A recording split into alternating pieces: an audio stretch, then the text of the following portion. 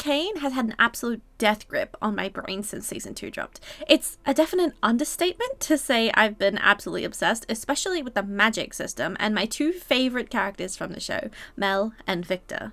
Despite being a League of Legends player since 2015, I really didn't care much for the lore of Runeterra until now, so in order to understand everything, I've had to do a truly ungodly amount of reading and note-taking. And here I am making this video about what I learned to justify the time spent in the pits of the LOL Universe website. In today's video, I really want to discuss the magic system of Runeterra and how it relates to everything in Arcane, and how we see those themes manifesting in the story, especially through the parallels of Viktor and Mel, of which I can assure you there are so many, it's honestly impressive. In order to properly discuss these things, I'm going to assume you have zero knowledge of League of Legends lore, but that you have watched all of Arcane, and here's your spoiler warning, please watch the show before this video. And with that, let's jump into the video. Okay, so through watching the show, you should be familiar with the two ways magic manifests in the series. Naturally, through mages like Mel, LeBlanc, and Amara, or through the use of runes and magic rocks, as is the case for Hextech and Viktor's Hex Core. But here's what Arcane doesn't tell you. Truthfully, this magic is actually one and the same thing. On Runeterra, anybody can be a mage with a bit of training and effort. It just so happens that some people like Mel are born with a usually stronger natural attunement. But the reason this is the case is because the planet of Runeterra is inherently magical. I mean, it's literally in the name, right? Runeterra, Rune Earth. I think the best way to explain this is through a history lesson to catch you up. Chapter 1, The History of Runeterra. Before anything, there was the Void, inhabited only by non-existent beings that didn't know they or anything else existed. Yeah, anyway. Then came the first breath of existence, the earliest celestial forces, the most important being Aurelian's soul, the Starforger. Obviously, the Starforger started forging stars, really doing the heavy lifting here, while his celestial eternal aspect brethren seemed to be slacking off, thinking up philosophical ideologies that they would come to embody. To his surprise, one day he noticed one of his sons had a little creation, a new world that he did not create, but the other Celestials had an unusual investment in. Turns out, they'd created this planet using objects known as the World Runes, and with it, the spiritual realm was created as a mirror realm of this new planet called Runeterra. Life emerged first within the spirit realm and then crossed into the elemental realm. Concepts such as death were among the first to exist, conceptualized by an entity known only as the Mask Mother, who created the different faces of death, of which the most important to our story is Kindred.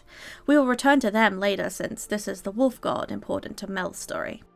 Spirit gods came to Runeterra and shaped the landscape, and among the growing life here, humans also emerged.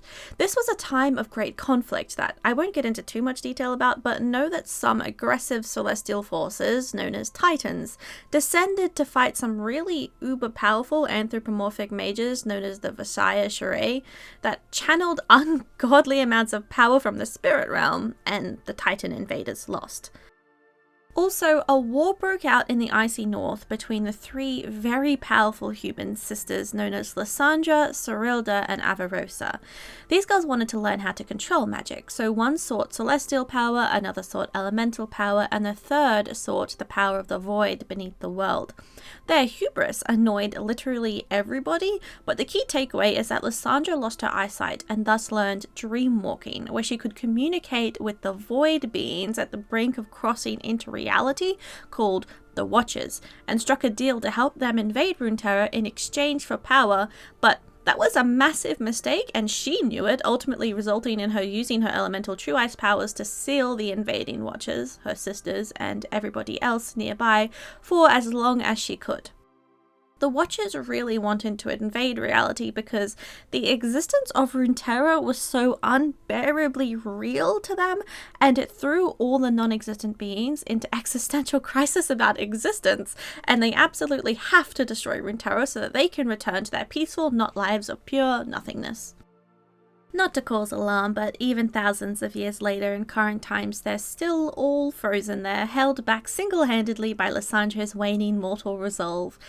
The ice doesn't totally stop them either. They found a way to exert their will over the physical matter of Runeterra, and they call these creations the Voidborn. Truthfully, the Void is supposed to be pure white, as are the Watchers, but when a Voidborn breaches the surface, they begin to turn purple. So don't make the mistake of assuming purple is the true colour of the Void. It's actually white. Anyway, human civilization started spreading out all across the planet, leading to a very important discovery, Mount Targon. This celestial mountain was a literal gateway to the heavens, establishing contact between the tribes and the aspects. Humans who could pass rigorous trials and reach the very top of Targon had a chance to be selected as a host of one of the aspects. One such aspect was Pantheon, the aspect of war. Around this time, he devised a plan to trick the Starforger Aurelian Soul into sealing an opening of the Voidborn and then steal his power to be used on Runeterra for themselves. He tricked Aurelian Soul into wearing a magic crown that both prevented Aurelian Soul from being able to attack Runeterra and simultaneously siphoned his knowledge about creating stars. The aspect then gave that knowledge of starforging to the nearby human civilization in Shurima, and after a little trial and error, they were able to construct something called the Sun Disk. This Sun Disk had a few roles, but the most notable was the ability to turn humans into immortal god warriors by binding them to celestial forces. Now, why would the aspects have any desire to create these god warriors? Well, I suspect it's because they knew what was coming. A few centuries later, in an event that is impossible to avoid in any timeline, at least according to the Time Mage Zillion, mages from the city of Icarthia summon the Void to fight back against the oppressive Shreem God Warriors. A self-fulfilling prophecy, it seems, but again, unavoidable. Unfortunately, war with the Void turned most of these god warriors into mentally corrupted Darkin, and another aspect, Zoe's aspect of Twilight, ended up using a celestial Chalakar that could summon moon magic to revert the blessing of the Sun Disk, killing most of them. And then she taught humans how to make weapons to contain the remaining darkened souls. The War of the Darkens got so bad that one of them, a previously pacifist healer named Sholani, had tried to mind control everyone with her blood magic to create a world of peace, and eventually she grew so powerful that she even overpowered the aspect that descended to fight her. The only thing that could stop her was Rise using the power of the world runes, and boy oh boy doesn't that sound familiar. If the looming threat of the Watchers trapped in ice wasn't enough for you, know that Aurelian Soul is very, very angry at everyone on Runeterra for what they did to him, and he can feel the effects of his crown starting to fade. He very much plans to summon an army of dragons and destroy the planet the moment he gets the chance. Chapter 2: Runes and Magic. Alright, now that you've got a basic idea of the overarching forces at play on Runeterra, I want to focus in on specifically the world runes, since they are quite important to Arcane. In fact, most of the magical disasters that happen on Runeterra are linked back to the Rune Wars, where people were literally trying to fight each other with the power of these runes and cause massive devastation. This is what prompts Rise to go on his quest to retrieve every world rune and store them away in a hidden vault. In Lyssandra's story, we learn that rune markings channel celestial powers, which make perfect sense given their origin, and also that they look a bit like constellations. To be clear, the runic forces that show up in Arcane are not the world runes themselves, just runic markings that draw on magic that flows from the world runes. In this case, the runes are directing the force of the arcane within the gems, which act as a volatile mana gem. Something interesting is that Jayce's diary revealed that Jayce had actually been traveling the world collecting different kinds of gems, with the one used in Arcane bearing a pretty close resemblance to Targonite from the Protector Celestial. For League of Legends players, these are the same blue crystals that Taric uses, but it may also be another type of crystal recovered from the mines Jayce visited in Shurima. Anyway, we learn from Rise and Brand that just as a forest comes from seeds, so too does magic come from the world runes. Rise explains the magic well. Magic wants to be used. It's all around us, emanating from the first fragments of creation. It wants to be wielded. And that is the true challenge on the path we both walk. When you realize what the magic wants, how eager it is, well then, the difficulty isn't how to begin wielding it. It's knowing when to stop. Rise, to a much worse extent than even Heimerdinger, has seen the power of the world runes corrupt minds and cause cataclysmic disaster.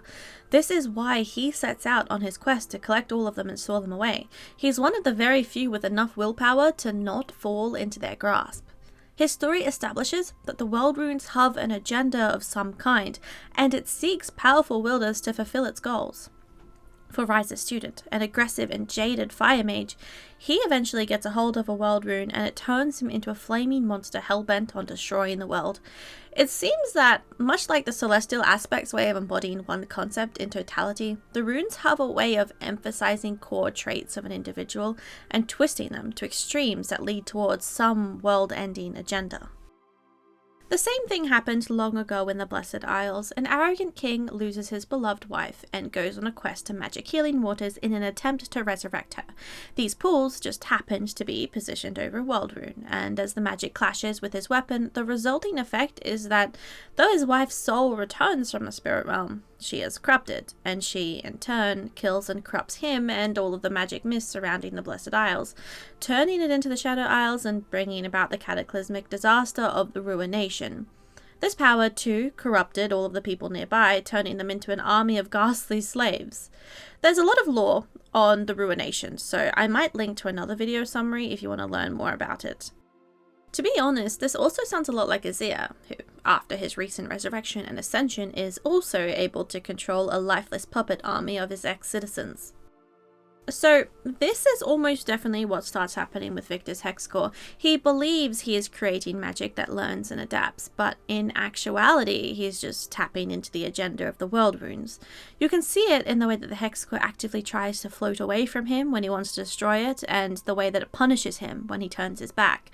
This is why Viktor has to ask Jayce to destroy it, and it's why after the hex core enters his body, that all he can seem to do is follow around a hallucination of Sky and do what she asks of him up until he is ready to accept the glorious evolution and force it upon everyone of his own will.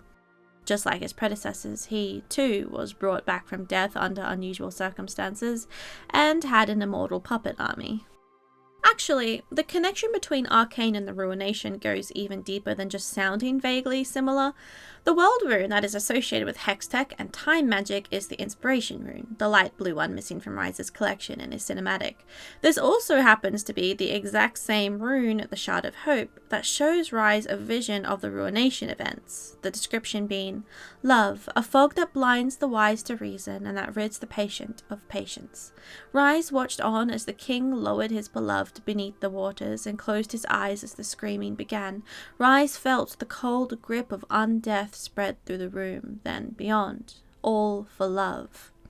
And I think that most would agree that not only is love in all its forms and all the ways it empowers and corrupts the core theme of Arcane, but that Jayce specifically was led to resurrect Viktor out of love too, and that the Hextech rune once again took advantage of this desperate mortal emotion to fulfill its agenda. Hell, it even took Sky, whose most obvious trait was a one-sided love for Viktor, and weaponized her against him. Actually, just like in the Ruination event, it is ironically the actions of the other half and the power of love again that is the undoing of the corrupted leader of an immortal army.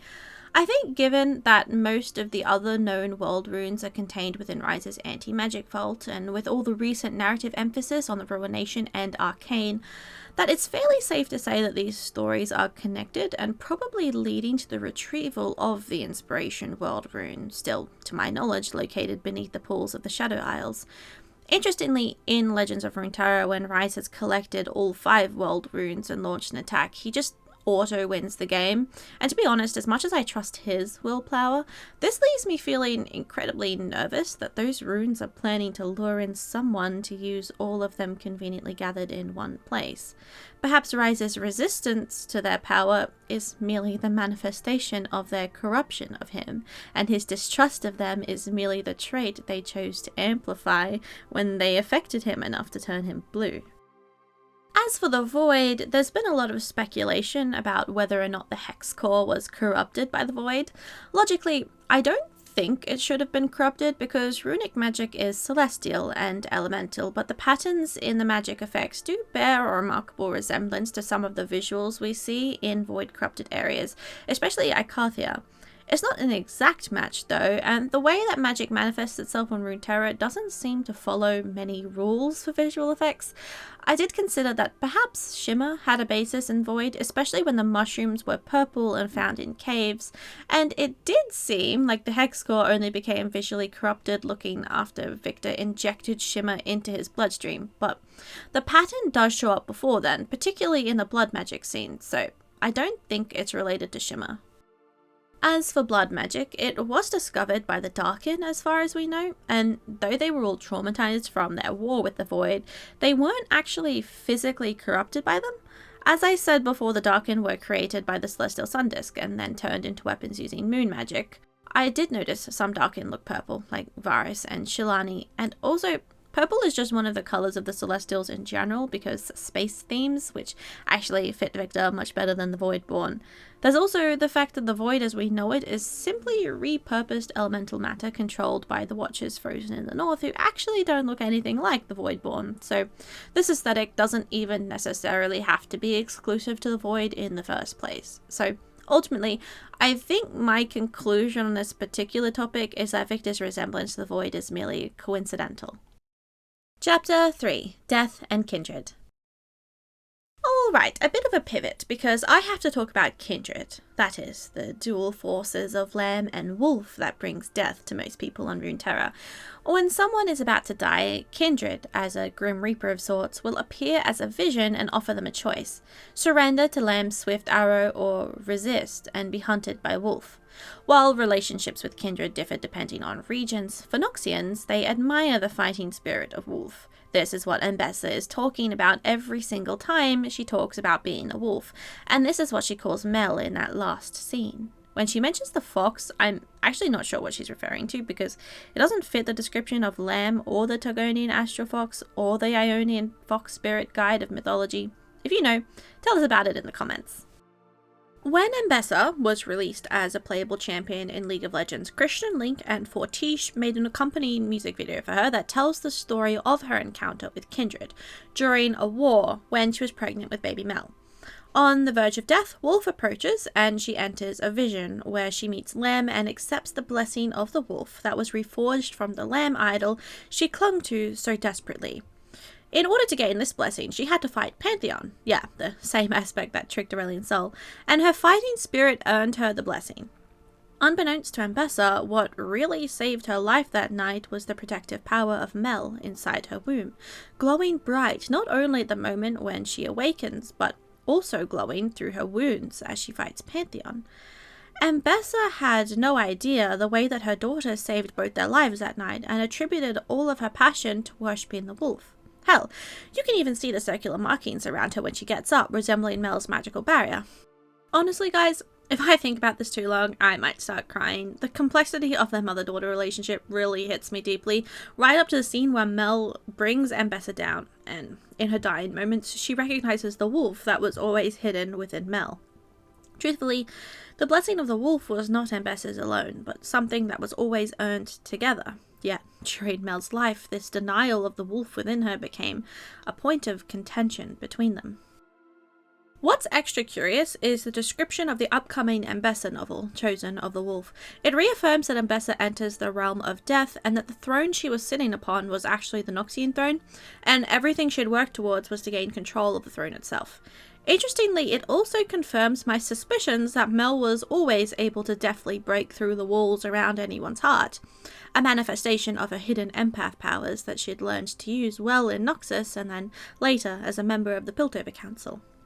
Perhaps this is coincidental, but Kindred has a special relationship with empathy. Lamb understands emotions, but appears apathetic, while Wolf experiences emotions he does not understand well. This is entirely speculative, but perhaps Mel's empath powers are a manifestation of her unique relationship with Kindred, having met them before she was even born. And make no mistake, Ambessa's Chosen of the Wolfskin description makes it clear that Kindred had intended to kill both mother and unborn child, yet they saw a thread still connecting them to the living. The skins also tell us that Kindred had requested Pantheon to test Ambessa, and that Kindred considers Swain, the three-eyed raven that shows up a few times during Arcane, to be worth watching. Knowing how Ambessa's life ends and that Mel returns to Noxus, I think it's very possible that the vision of the Noxian throne was always intended for the baby Mel, and that we'll actually see Mel try to gain political control. Actually, on that topic, we know that Swain's rise to power in the future means that Noxus will no longer be governed by a single throne, but rather a council of 3, known as the Vision, the Might, and the Guile of Noxus. We already know that the Vision is Swain himself, with his all-seeing six-eyed ravens, and that the Might is Darius, but the Guile's identity is purposefully hidden.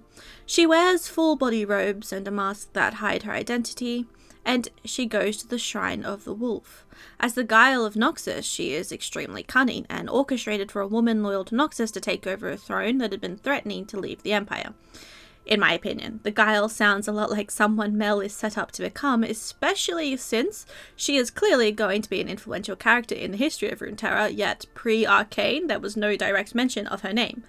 It also just makes sense that Mel's actions in Noxus would be to support Swain against the Black Rose and establish a council ruling body detached from her identity as a Madada. It just fits her so much, and her demonstrated ability to counter LeBlanc and the Black Rose would make her an extremely desirable ally for Swain. The battle with Pantheon is also quite thought-provoking, especially because Mel's golden tattoos and golden barrier powers really resemble his. In Pantheon's bio, there's also a line that stands out to me. Forsaking his own name, he has become a new Pantheon, the aspect's weapons fueled by the will to fight, that can only exist in the face of death. For with the divine Pantheon gone, war must be reborn in man. For context, the Aspect Pantheon was defeated by a Darkin, but the power was reignited when Atreus, the current host, defeated the Darkin. But given the context of the music video, if you replace the word death with the rightful meaning of kindred, then it might suggest that those that survive death might be empowered by war, by Pantheon. As much as Mel aspired to be like her brother, who believed war a failure of statecraft, it becomes pretty apparent over the course of the story that, despite her best attempts, Mel's statecraft results in war anyways, and she ends the story returning to Noxus, to war.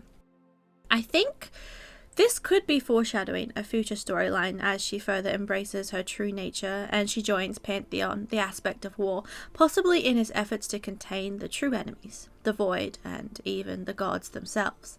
After all, it is established that Mel is a special mage with the power to counter other mages, and also that Swain is preparing Noxus for some special vision of a coming darkness only he can see. Mel's connection to Kindred is also shown in her visuals. She wears white most of the time, the colour of lamb, but in times of contention she will choose to wear black. This is most obvious during Season 2, where she wears a fully black outfit covered in a white robe, literally the wolf in sheep's clothing. At the moment of her confrontation with her mother, she discards her robes and reveals her true self. No more pretending, no more playing the nice politician. She is here to be ruthless and take out 2 of her enemies in one power play. Now, Mel isn't the only person with a curious relationship with Kindred. After all, where there is wolf, lamb is sure to follow, never one without the other. The other, in this instance, is her parallel, Viktor. And I'll talk more about what makes them parallel soon, but for now, you just gotta trust me, bro, and take a look at this. Visually, while Mel resembles the wolf in sheep's clothing, Viktor is the opposite. His robes are the exact colour of wolf's pelt, yet, like the opposite of Mel, he ends the story white, like lamb, as does Mage Viktor, who is implied by LeBlanc to have been actively interfering with their attempts at stopping Ambessa, probably as part of his attempts to make the perfect timeline. Though his direct connection to Kindred is weaker than Mel's, he has walked hand in hand with death for most of his life. There was his encounter with Singed, where he learned the extent one might go to avoid death, and then the disease that slowly ate away at him until he ended up hospitalized and desperate. This desperation to avoid his own death is truly what heralded in the Arcane, the true motivation to create the hexcore that could communicate and learn. Something interesting to note is that the power of prophecy, through reading cards, is actually a canonical magical force on Runeterra. Just take a look at Twisted Fate. And it is also directly connected to the Inspiration rune, so Savika drawing these cards that read Death and Magician as Viktor is dying in the hospital is really no coincidence. Now, why might Kindred be invested in the story of Arcane? Well, outside of the fact that death is everywhere, actually, no it isn't. In the future, Viktor wanted, death would cease to exist. And this is literally a canon event. In Shurima, the masked god whose people all turned immortal was forgotten. And because these entities drew on power from believers, they became the fading icon, soon to be forgotten forever and taken away by the Etherfiend to the death of death. So, actually, I think Kindred themselves would be quite invested in making sure that this timeline where death continues to exist actually succeeds. To what extent, I can't be sure, but remember that Viktor was revived. Death let him go, just as they did Mel and Mbessa. And now I can't help but wonder, as Viktor laid amongst the rubbles, having been ejected from the safety bubble of Mel's magic, do you think he would have resisted Wolf, or simply accepted Lamb's arrow? I think there's also something very poetic about Viktor's lamb imagery, as he's pretty clearly inspired by Jesus to some degree, amongst other things, and one of Jesus' title is the Lamb of God who takes away the sin of the world. Jesus is simultaneously considered the shepherd, as in Psalm 23 quoted, "The Lord is my shepherd, I shall not want, and though I walk through the valley of the shadow of death, I will fear no evil, for thou art with me, thy rod and thy staff, they comfort me." I think it's also worth mentioning that Singed had also set out with the intention to cure death, and that Viktor's technology was the key. And Mbessa, despite being chosen of the wolf, also feared death and was eager to work with him. I think it's no coincidence that these death-defying allies were the mentors of both Mel and Viktor in their childhood. Something else to think about in relation to death is Skye. Of course, she was vaporized by the power of the Hex Core, yet we see a phantom version of her return, visible only to Viktor. I'm fairly sure this Skye is a false hallucination. The souls of the dead go to the spirit realm, and the hallucination of Skye exists within Viktor's own astral plane. Those connected to the Hex Core can exist here, but it's not a true spirit realm of death. We see in the alternative future timeline that not everyone who is affected by the Hex Core evolve and join the immortal army. Some people actually do just die, and again we see this with Vander, whose essence was killed off and thus gone forever. The most obvious part of this is that if Viktor himself dies or is detached from the system, then the entire commune collapses. Another hint is that Skye is only ever visible to Viktor, where, to my knowledge, the dead that return to Runeterra, and in fact all of the immortal spirit creatures like Heimerdinger, are visible to everybody. The only exception to this that I can think of is Elune and Aphelios, but he drinks a special poison that allows her to astral project herself from the Moon Temple to give him weapons and speak with him telepathically, and she's also not dead.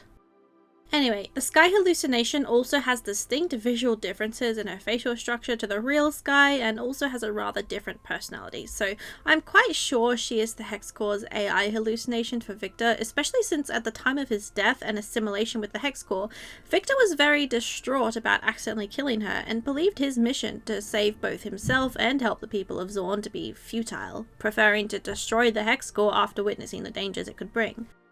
The Hex Core, given that it was literally melded with him, took the chance to abuse his mental state, emulating all the different ways to say his name to wake him up.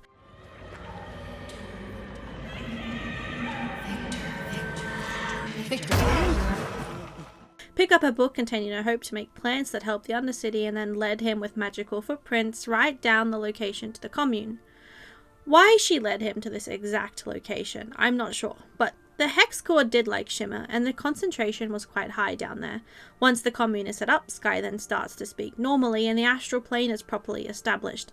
I've seen some propositions that she's actually Viktor's humanity manifested, but I also don't agree with that, because Viktor never lost his humanity. It was just buried beneath layers of self-loathing. As shown in the final scene, where his mask is literally blown off his face to reveal the broken man underneath. If he had lost his humanity, his last scene redemption, on top of Mage Viktor's quest to fix the timeline, wouldn't really be possible. I think the Skye was quite literally just the artificial intelligence fostered within the Hex Core that chose Skye as its roleplay identity. Chapter 4. Viktor and Mel Parallels. Okay, moving away from Kindred, I want to delve deeper into other parallels between Mel and Viktor, because this was certainly a recurring theme that became quite distracting for me and my pattern recognition. Before I list specific scenes, Mel and Viktor had a lot of general parallels, following a rule of the same but opposite for almost everything. Firstly, they're born to opposite circumstances, with Mel holding so much privilege and power that she considered it her place to crown a puppet ruler as a child, while Viktor was born into extreme poverty with a debilitating physical disability. Both were outcasts among their peers for different reasons, and somehow they found themselves within the council room of Piltover, estranged from their mentor figure whose actions clashed with their ethics. Mel was a social butterfly with hidden magical powers that made her extra good at manipulating people, yet she lacked true connections, perhaps with the exception of her assistant. And Viktor had always been a loner by his own birthright as a genius, also resulting in a lack of true connections, except perhaps in the member of the council he was the assistant of. So, with this setup, it should come to no surprise that once Jayce enters the picture and the story begins in earnest, we see these figures once again the same, but opposite. Both are very interested in his hextech idea, despite pretty much everyone else acting against him, yet Viktor's interest is intellectual and Mel's is financial. Viktor sees a potential to work on something beyond being a mere assistant, a way to secure his own legacy, and Mel sees that investment she mentioned that would put Piltover on the map as she works towards her goal of being worthy of her family's legacy. As the story progresses, we see tensions start to rise between them. Narratively, Mel and Viktor represent two different sides of Jayce. Jayce is the nerd and the social butterfly. He's born privileged, but still lacking compared to his company. He's a Piltovan by birth, but he spent much of his life somewhere else exploring the world. He's the in-between, and as the primary protagonist of the Piltover plotline, he is the lens that we, as the audience, get to view the various sides of Piltover and first connect with the other characters. The relationship between Viktor and Jayce starts with a bang, as Viktor casually restores Jayce's lost will to live and becomes the first person in his life to not only believe him but also in him. Soon after, Mel chooses to give them a chance, likely able to empathetically feel how earnestly they believe they can do it, and it's in this scene we see the first sign of a clash. Jayce's reaction to Mel visibly disturbs Viktor, despite the fact that her actions also helped him too. Later that night, as Jayce and Viktor succeed in creating magic, we see the beginning of their shared dynamic with Heimerdinger, whom Mel actively shuts down. 7 years pass with Jayce and Viktor working on hextech together and growing very close. Then Mel re-enters the narrative with a clear interest in Jayce Tallis, above all other investors, alongside Heimerdinger, who believes Jayce needs to work slowly and safely. For the next stretch, Jayce chooses Heimerdinger's advice to be overly cautious, simultaneously upsetting both Viktor and Mel, who had expected his big announcement. You can even see them framed similarly in this scene. Viktor is upset because he is aware he doesn't have much time left, and Mel is upset because Jayce went directly against her instruction, and his speech made Piltover look less impressive in front of all the investors. Mel recognizes that Jayce plans to take a defensive stance and will side with Heimerdinger instead of her, so she pivots and reinforces the defensive stance, getting Jayce elected as a council member against his will, but creating an opening where he has to rely on her guidance to navigate his new responsibilities and the threats to his life that come with the associated power. As he demonstrates his charismatic capabilities in securing investors, Mel reminds us he's an even better investment than she anticipated. He resists her one more time, but ultimately folds, embracing his new role, and she seduces him that night. The entire sexual encounter is juxtaposed against Viktor's increasingly lonely research. It starts with Jayce mimicking the actions of Mage Viktor as he reminds us of his goal to put magic in the hands of the people. Mel says that Medardas aren't often in a position to give back to the world, which, if you ask me, doesn't make any sense, because she's the richest person in Piltover and arguably the most influential member of the council, but it's definitely the right thing to say to Jayce. Then Jayce tells her that he couldn't have done it without her, and she kisses him. At the same time, Viktor is working alone to save his own life, totally dismissing people with romantic interest in him. Alone, he is failing, and he falls at the same time as the lovers. His blood mixes with the arcane layered over the sexual encounter. The song playing during the scene is called Romance, but it contains the leitmotif of It's Viktor, and you may have seen others mention how Mel starts this encounter with identical framing to Viktor as he says the line It's Viktor. To the surprise of the audience, Mel wakes up alone and frustrated because at some point in the night Jayce had awoken and gone to Viktor, again with solid visual parallels. It's not clear how he knew Viktor was sick, but he did say he left during the night. Next, Jayce returns to Mel and, to her surprise, vents to her about feeling inadequate to save Viktor, and Mel likewise vents about her own feelings of inadequacy, followed by another visual parallel between Mel and Viktor. Now that he is refocused on Viktor while he also has Mel's support, Jayce turns against Heimerdinger and methodically plans to have him removed from the council. This is a significant decision for him, especially because it is revealed that Jayce had known about the magical disasters Heimerdinger feared since he was a child, yet he was willing to forsake caution to prioritize healing Viktor, of which Heimerdinger was now standing in the way of.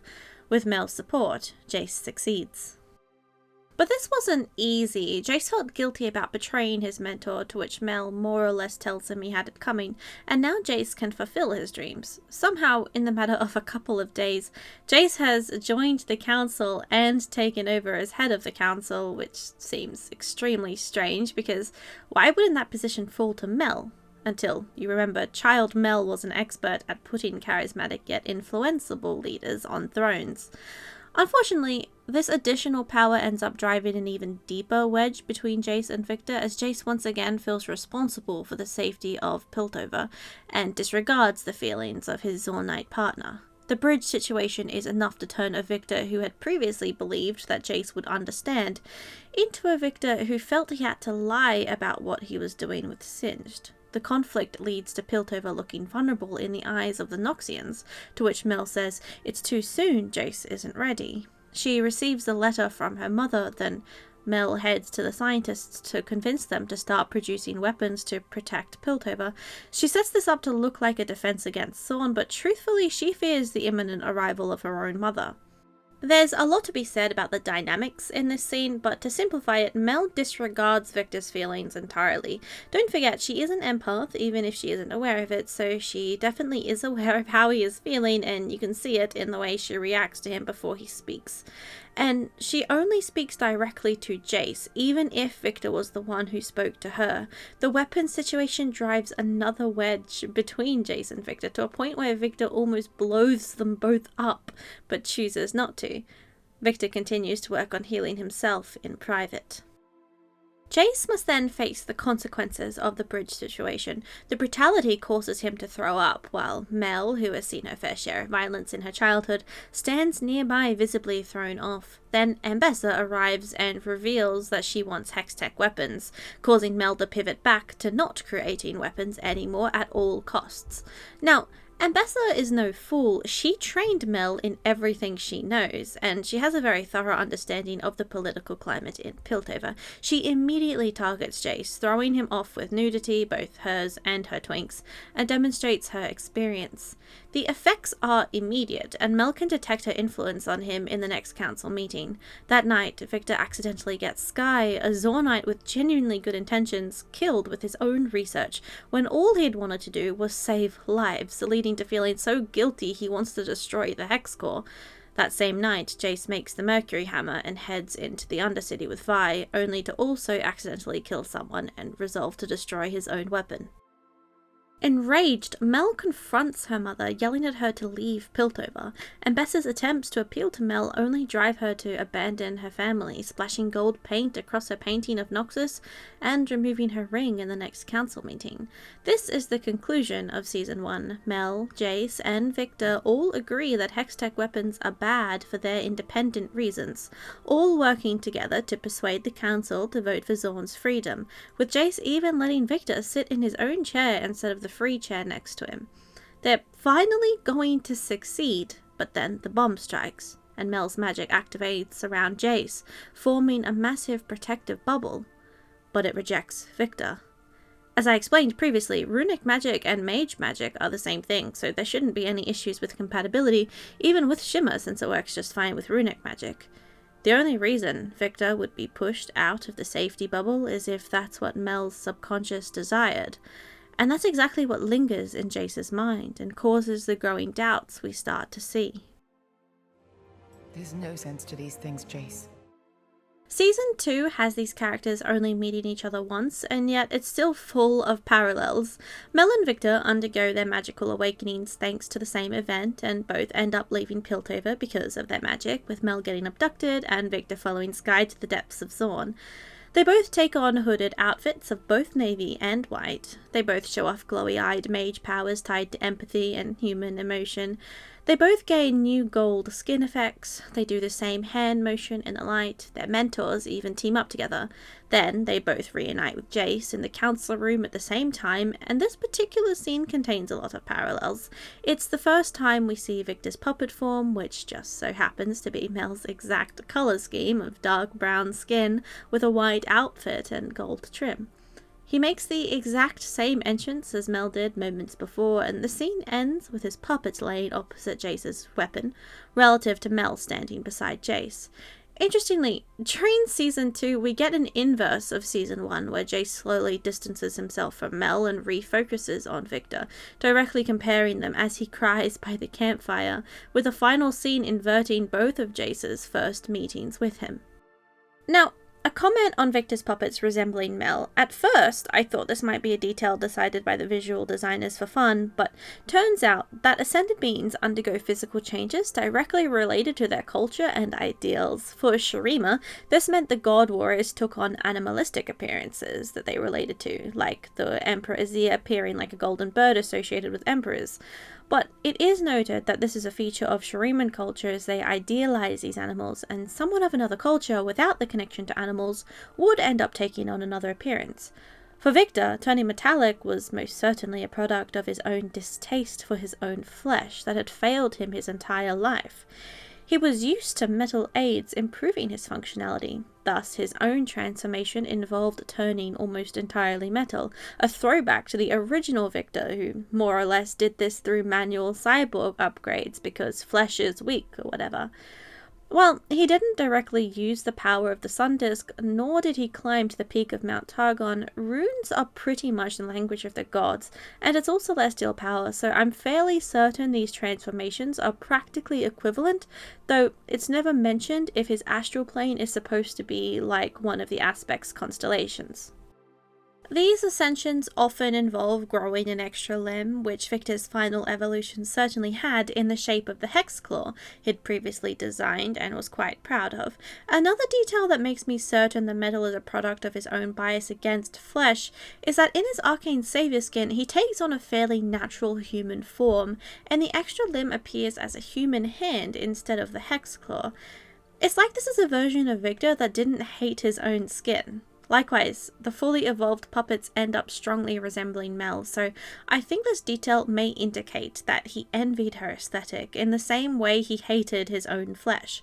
Perhaps my autistic pattern recognition is reading way too far into this, but if you consider that Mel was the pinnacle of wealth and privilege, the pinnacle of beauty and good health, that she took away the time of his partner while he needed his help to save his own life, and caused his only substantial relationship to fracture to a point where he felt he could no longer trust Jayce with his secrets, then I can definitely see why he might be quite, dare I say, jealous of her.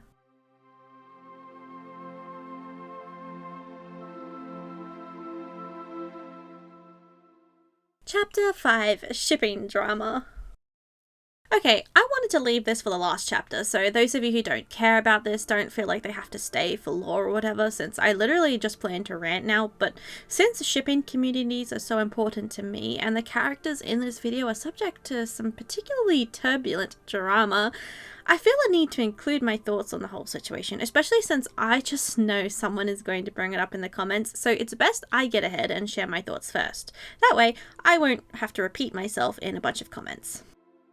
As a veteran League of Legends player who has watched the lore of this game transform from a few paragraphs explaining why each character ended up fighting wars for summoners in a giant arena to, well, multiple iterations of actual world building, I think I can offer a unique insight into the topic. Like, I have shipped Kate Vi for so long and genuinely never even dreamed that I'd get an honest-to-God kiss on screen, let alone watch them go all the way. I'm winning, absolutely. I also really lightly shipped Jinx with Lux because of the Star Guardian universe, but I'm now fully converted to Jinx and Echo because, oh boy, I did not know their game.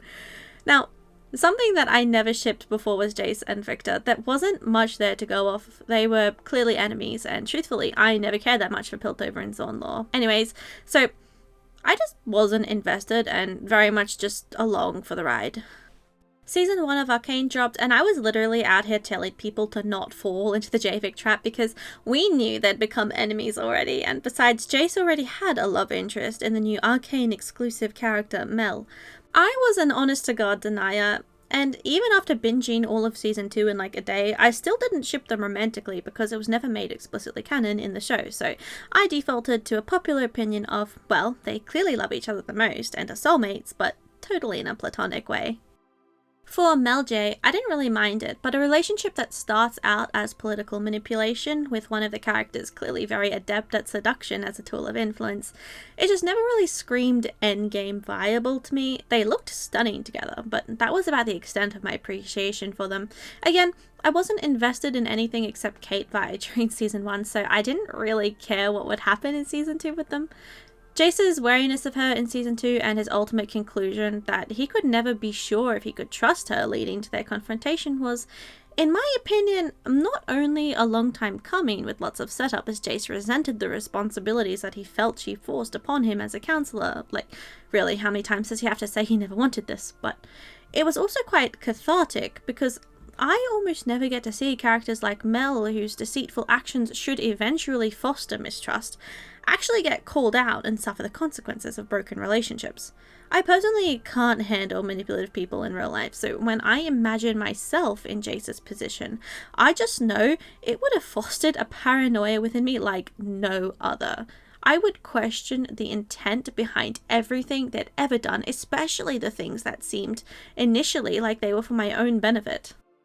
And for me, it was nice to see this sort of angry and betrayed reaction actually depicted on screen, because from Jayce's perspective, knowing he was just an investment all along, knowing Mel and her mother both used seduction as a tool, knowing Mel had magic she didn't use to save Viktor, even unintentionally, feeling guilty that her political games pulled him away from the research to save his partner, and put him into a position where he felt he had to make hextech weapons to clean up the political scene.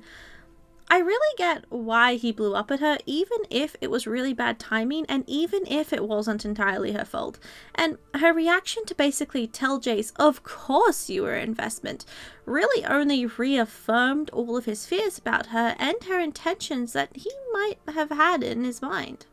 To Jayce, in his own naivety and inexperience, Mel's affection for him was never something he felt the need to question, because to him, affection was something given openly and earnestly. He had trusted her and vented to her about his troubles, and she vented to him too. To him, Mel's love had always been the real deal up until he sat back and thought through it all and realized that first night, and for however long afterwards, maybe even all of it for all he knows, Mel had other motives. His trust in her is irrevocably shattered. I think Mel and Jayce are not and never were compatible for romance, and that Mel needs a lover who can actually match her and feel secure dealing with not only her need to control and engineer social situations, but also her magic that inherently gives her a position of power over others. What she needs is her own partner, and I don't think it makes a difference whether or not she did grow to have real feelings for him, because Jayce is not the sort of person who could handle the sort of person she is. After taking a bit of time to think through the events of Season 2, I felt like I had travelled back to the pits of 2010, sitting there wondering to myself, would Jayce and Viktor have turned out to be canon if the writers happened to make one of them a woman? And I feel pretty strongly that the answer to this would be definitively yes. The narrative was already set up to have Mel and Viktor as rivals for Jayce's attention, with Viktor ultimately winning out in the end, and the narrative being revealed that the lifelong dream of Jayce's, that he damn near killed himself when he thought it was over, well, It was actually Viktor all along. It wasn't magic that saved him. In fact, magic is a curse. It was always Viktor who saved him and his mother. And then again that first night he lost everything.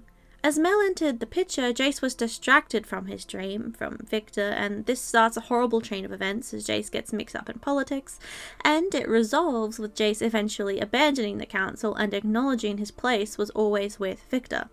Following that up with a plot where Jayce seems to turn against Viktor, but reveal that actually he only did it because he promised Viktor he would, and it was clearly very difficult for him, while also showing Jayce turn on Mel while throwing in another Viktor versus Mel literal fight scene, and then to end the story with in all timelines and all possibilities only you can show me this. And honest to God, have them holding each other in their last moments while Jayce tells Viktor all his flaws were beautiful and he never had to change? Guys, no. I will not believe a single person who tries to tell me this wouldn't be considered romantic if Viktor had been a female character competing for Jayce's attention with his lover. If you're having trouble with this, just sit back and imagine. Female Viktor, female Viktor, female Viktor handing him his gem. Female Viktor scrunching her face up as Jayce stares at Mel, Jayce leaving Mel's bed after sex to be by female Viktor's bed, Jayce holding a resurrected female Viktor close, then wrapping her in his own blanket from his own bed, even though she says she isn't cold. Female Viktor then literally wearing that blanket for the rest of the story and absorbing it as part of her final evolution. Female Viktor's puppets resembling Mel and the confidence she has that Jayce will join her again as partners now. The entire final scene with them as Jayce forsakes his mother, his friends, his ex-lover, the entire world, because all he wanted was her back. If you try to tell me that a writer would have passed up the chance for a love triangle here, I simply just can't believe you. I'm sorry. It just wouldn't happen. No way. So, am I saying that I think the writers are homophobic? No, definitely not intentionally. I mean, Kate Vi did just fine getting canonized, and one of the writers is herself a lesbian, but something really rubbed me the wrong way about the statement given by Christian Link. Firstly, I don't know why he thinks there is some kind of shortage in close male platonic relationships. It's only if you're chronically online and see ships all the time that you might think there's some kind of abundance of queer men in media when there just simply isn't. In fact, the opposite is true and everyone knows it, and that is why there's so many complaints about queerbaiting. And it is these complaints that paint the image of a false narrative that men can't be depicted as close friends. Somehow, these complaints have been weaponized against the queer community to make it out as if gay romance is the problem and men were just never allowed to be friends anymore. Bring up pretty much any television show and you will find close male friendships. I can really only think of a few big shows off the top of my head that actually did end up taking a romantic twist in the end. Hannibal, Good Omens, and Supernatural. But only one of those was mutual, only one involved two actual human males, and somehow all of them involved killing Satan. Which, yeah, okay, but I could list a whole fleet of popular shows that have depicted close male relationships and kept them completely platonic. So, no, I really don't appreciate Christian Link twisting this narrative around as if somehow the queer community is the villain. And it doesn't even end there. He makes statements about Viktor being asexual, specifically in the context of dismissing Javik as a romantic couple. While he gets a point for remembering asexuals exist, he loses 10 more for completely misunderstanding asexuality. Firstly, asexuality is different to aromanticism, and actually asexual people enter romantic and sexual relationships all of the time, often choosing to have sex with their partner because yes, they still have a functioning libido, they just don't feel sexual attraction the same way as others. What I'm sure Christian Link meant to say was that he imagined Viktor as an aromantic asexual, but the fact that he didn't know enough to say that, and in the context of trying to dismiss a queer romance, this remark comes across as quite sinister, actually. Not to mention, if he did care for the asexual community enough to have intentionally written Viktor to be this way, he might have learned in his research that the asexual community is, in general, sick and tired of their only representation being in the form of characters who are emotionless robots or some other inhuman being. Nobody wants this, Christian, and I speak as a bi woman who previously identified as asexual for many years. It also plays into the desexualization of disabled and sick people, which I don't know a lot about myself, but I know a number of people who were made quite uncomfortable by the message this was sending. Anyway, putting aside Christian Link's statements, which are important here because Javik antis love to throw it around all of the time, Riot as a company have always been quite reserved in their depiction of gay males. The most we got were some tender forehead touches, some desperate attempts at using unstable magic to save the other man's life, a magical accessory belonging to the mage but gifted to the non-mage that facilitates teleportation, and some awkward unresolved romantic feelings between long-time partners who've been known to refer to each other as brothers while also dating other people. Oh, do you think I'm joking? No, seriously, everything we got in Arcane was one L word away from being directly equivalent to the male love shown between their actual canon gay pairs. Actually, technically speaking, Viktor already dropped the L word in this voice line to Jayce where he curiously separates friendship and love. Listen, Jayce and Viktor are quite literally one pride artwork away from being believably canon in the context of most other League of Legends ships, and that really should count for something. To be honest with you guys, I really enjoy going back and reading old comments of people saying that the guys in the Varus cinematic aren't gay, that TF Graves are just partners, Leo Dia hate each other, Kate Vi shippers are reading too far into things, and clearly Caitlyn's love interest is Jayce, obviously. I don't know, I'm really tired. It's been at least 10 years of the same thing, and as grateful as I am for Kate Vi finally canon, I feel like I can never get off this queerbait train at the Riot Express. I also want to emphasize that Amanda revealed more than 400 people had input on the way things were depicted in the show, and that Christian Link specifically isn't even listed as part of the narrative team for League of Legends, rather as a musical composer, and Arcane was never intended to be the real canon until it was later announced after Season 1 that Arcane was now considered main canon, and that League of Legends lore would update to fix it. Alex Yee actually is part of the narrative team, and as much as I do love reading most of the takes he gives, I am also wary because he was the writer of the Journal of Justice where Twisted Fate and Evelyn were lovers that one time, and we know how that went for Twisted Fate. In saying that though, Alex Yee very clearly understands as a veteran writer he does not own the champions the way a book author might, and he even appreciates the way that fans imbue meaning onto the champions that supersedes their own intentions. In general, Riot has always been enthusiastic about writing popular ships into canon ever since Garen and Katarina were popular because of a cinematic and spin twin, so they just ran with it and made it a real canon forbidden romance. While that might sound bizarre, at least these two actually met in canon. More recently, shippers latched onto Set and Aphelios as a couple despite the fact that they've literally never met and have nothing in common to tie them together, except for the fact that they were released back to back. Even though it made literally no sense, Riot was very happy to release two skin alternative universes where these guys were close together, and in one of them they actually hooked up and Set even stole Vi's cupcake thing and turned it into mooncake for Aphelios. And these two never even met in canon before this. It was purely just the enthusiasm of shippers that made it happen, so Riot is clearly very aware of the shipping community and happy to cater to them, which is why I'm still holding out for June to see canon Javik happen this year, or even next year, or the year after, or the year after that, when there's no one left to complain about it except the fans of the ship. At an absolute minimum, I'm expecting multiple AU skin lines depicting them as a couple, similar to how they teased Kate Vi with the Valentine skins. As for Mel, I mentioned before I think she needs someone who can match her, and the more I think about it, the more I'm starting to really latch onto the idea of her ending up as Swain's love interest, especially if she does turn out to be the guile of Noxus. I think he's just about the only available person who can match her while also sharing her chosen of the wolf thing, and shared preference for councils and distaste for the current state of Noxus and hatred of the Black Rose. He was also present and followed her around a bit during Arcane, presuming they've changed his timeline for gaining the Ravens, and there's also a chance for drama once she realizes he stole something from the remains of Jayce's Mercury Hammer. For now, this is where I'm placing my bets for the direction of her story, and the more I think about it, the more the brainrot starts to take over. I think that's all I wanted to say about the shipping drama. TLDR, I didn't really care about the ships until after Arcane, and I realised that Javik was almost certainly only depicted platonically because they're both males, but otherwise they have the same levels of intimacy as the canon gay couples in League of Legends, and arguably an even deeper soulmatism than a lot of canon couples. I don't consider the personal opinions of any one writer at Riot to be particularly weighted, especially considering the way the lore changes so frequently and drastically.